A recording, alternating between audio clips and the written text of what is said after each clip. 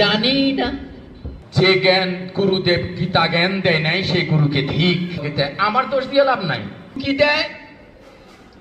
বাণী দেয়, বিধিনিষেধ দেয়, কর্মপ্রণালী দেয়, চলন সেবা করতে বলে। চলন সেবা মানে শুধু চরণ সেবা নয়, চলন ছাড়া চরণ সেবা।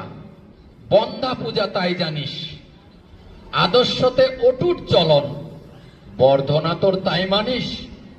আমরা শুধু চরণ পূজা করতে চাই, জাগতিক।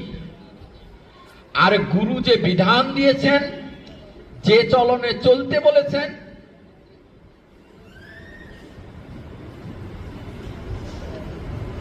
জানি না। জানবো কেমন করিয়া?